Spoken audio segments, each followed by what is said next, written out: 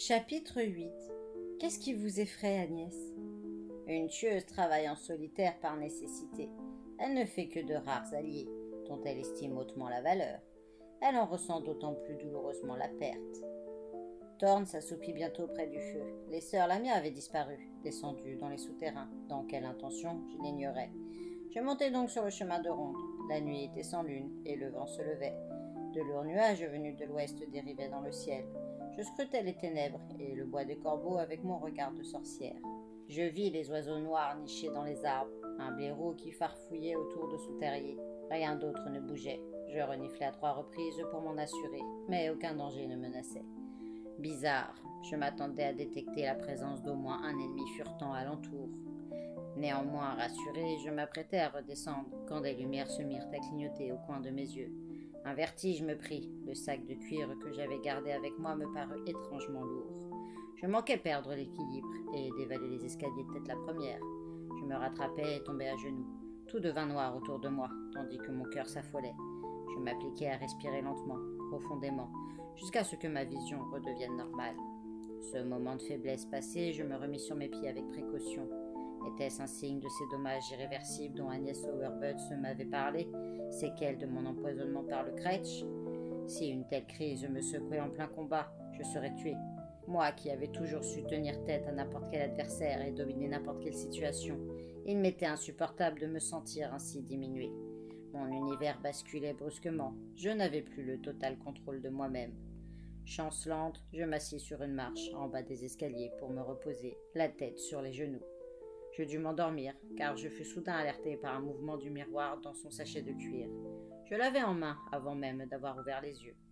Le visage d'Agnès apparut. Je crus un instant qu'ayant observé ma défaillance par scrutation, elle désirait m'offrir ses services. Puis, devant ses traits crispés, je compris que quelque chose n'allait pas. Elle articula ses phrases avec tant de précipitation que j'eus du mal à le déchiffrer. Une bataille féroce vient d'avoir lieu au sud de Rougli, et les partisans du malin l'ont emporté. Ils ont invité le Kretsch et ses créateurs à les rejoindre à Pendle. Ils vont bientôt s'allier pour t'abattre. La tour Malkine elle-même n'est pas un abri sûr. Fuis vers le nord tant qu'il est encore temps. Mais qu'est-ce qui vous effraie tant, Agnès? Je vois vos lèvres trembler de peur. Ils viennent me chercher, Grimalkin. Dans quel but? Je n'arrive pas à le discerner. Le miroir s'assombrit lorsque je l'interroge. Or, une sorcière est incapable de prédire sa propre mort, c'est bien connu. J'ai été heureuse avec mon mari. Son décès m'a affligée. Mais je me suis habituée à la solitude. Je vis confortablement. J'espérais vivre encore de nombreuses années. Je ne suis pas prête à mourir. Écoute-moi, Agnès. Quittez votre maison tout de suite et venez à la tour. Peu importe si vous ne pouvez pas marcher vite. J'irai à votre rencontre et vous amènerai ici en sécurité. C'est trop tard. Trop tard pour moi. Il frappe à la porte. Une troupe de sorcières est rassemblée dehors. J'entends leurs cris de colère. Je vais mourir. D'un coup, le miroir devint noir. Agnès était aux mains de nos ennemis, et je ne pouvais pas la secourir. Je me promis de la venger et de faire payer à ceux qui l'assaillaient au centuple ce qui lui ferait subir. À l'aube, sur le chemin de ronde, je racontai à mes compagnes ce qui était arrivé. Il commençait à pleuvoir et je flairais à présent l'approche des sorcières dissimulées derrière les arbres. « Pourquoi se sont-elles attaquées d'abord à Agnès ?» s'étonna Thorn. Même si elle a toujours vécu à part, les Dean devaient bien se douter qu'elle n'était pas une alliée du malin, et je suppose qu'elles ont découvert par scrutation le lien qui nous unit. Elles savent peut-être qu'elle m'a hébergée et secourue, auquel cas elles connaissent aussi ton rôle dans cette histoire. Ma jeune compagne haussa les épaules.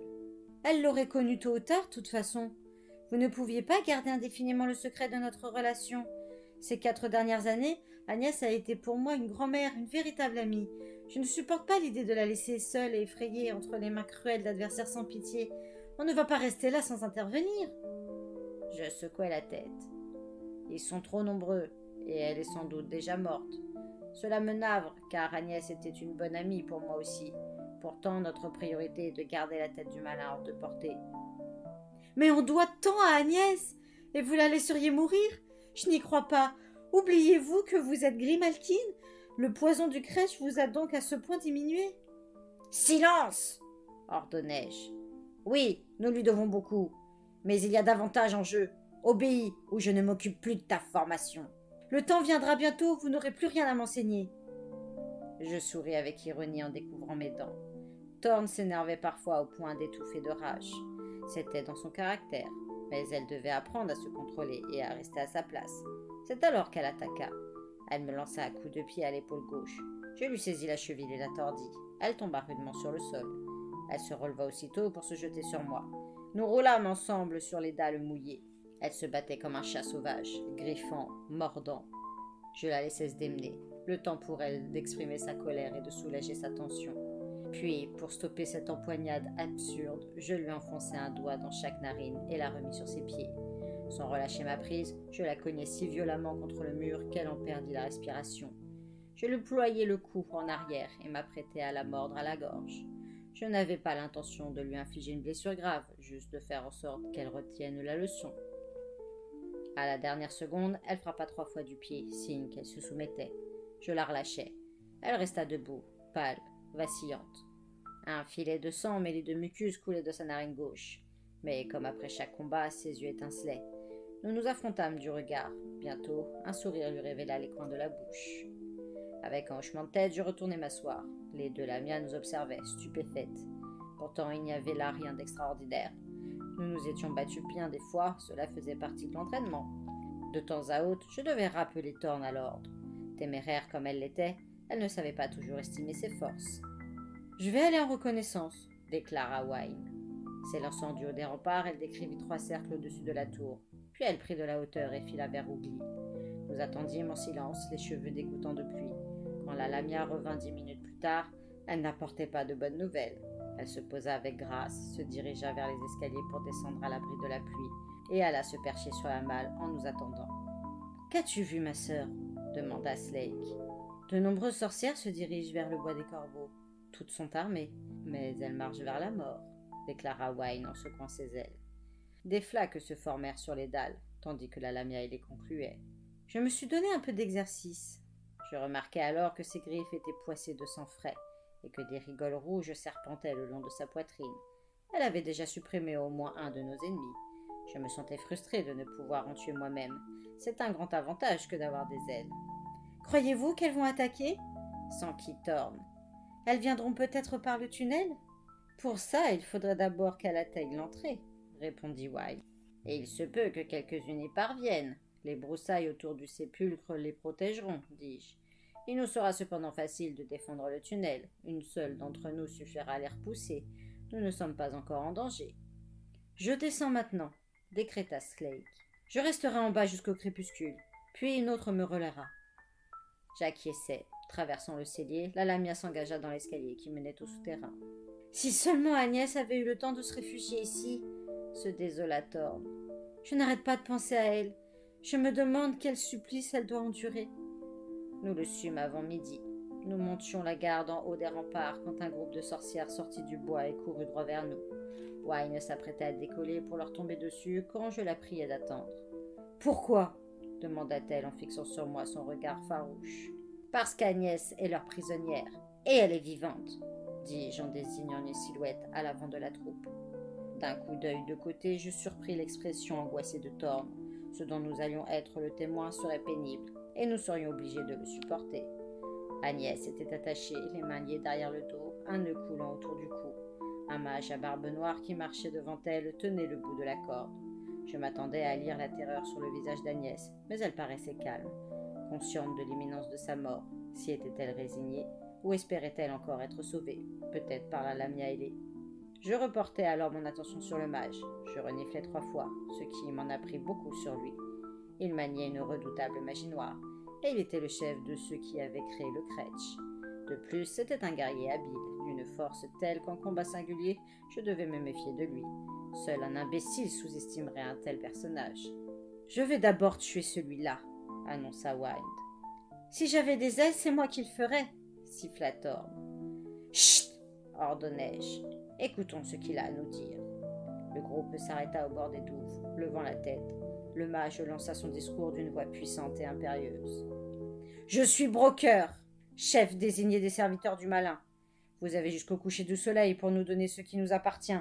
Si vous refusez, la première à mourir sera votre amie et complice. Cette vieille sorcière, elle aime trop regarder dans les miroirs, sa mort ne sera pas douce. » Il pivota et repartit vers le bois, suivi de son groupe, tirant rudement sur la corde qui enserrait le cou d'Agnès. Sa longue plainte fut clairement audible. Wine battit des ailes, prête à plonger. Je la retins. « Non! Si vous attaquez, il la tuera aussitôt. »« Il la tuera de toute façon, » objecta la Lamia. « Dès qu'ils seront sous les arbres, ils auront l'avantage. Je dois frapper maintenant, pendant qu'ils sont en espace découvert. » Elle décolla, prit de la hauteur avant de piquer vers le groupe des sorcières pour les attaquer par derrière. Un hurlement de douleur retentit, tandis que la Lamia reprenait de l'altitude. Elle tenait une des sorcières entre ses griffes et la lâcha après s'être élevée bien au-dessus des arbres. Sa victime était-elle morte ou vivante? Elle tomba sans un cri, et son corps rebondit lourdement sur le sol.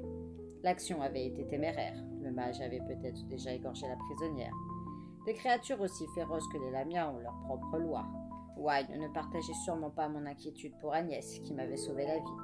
Elle tua encore 2 fois avant que le groupe ait atteint le couvert des arbres. Ayant alors perdu l'avantage que lui donnaient ses ailes, elle revint vers nous et se posa sur le chemin de ronde. « Pourquoi n'avez-vous pas attaqué le mage ?» demandai-je. « Lui éliminé, nous aurions pu secourir Agnès. » La Lamia me regarda sous ses lourdes paupières mi-closes. Elle avait du sang sur la bouche et son regard flambait de cruauté. « Le mage a une arme, quelque chose que je n'ai jamais rencontré. Il tient dans son poing le crâne d'un petit rongeur, et quand il l'a pointé vers moi, j'ai perdu l'équilibre et manqué m'écraser. Je ne peux pas l'approcher sans risquer de chuter du haut du ciel. » J'acquiesçai sans rien dire. Le mal était fait. Qu'en coûterait-il à Agnès? Quoi qu'il en soit, il la tuerait. Les premiers hurlements retentirent au crépuscule.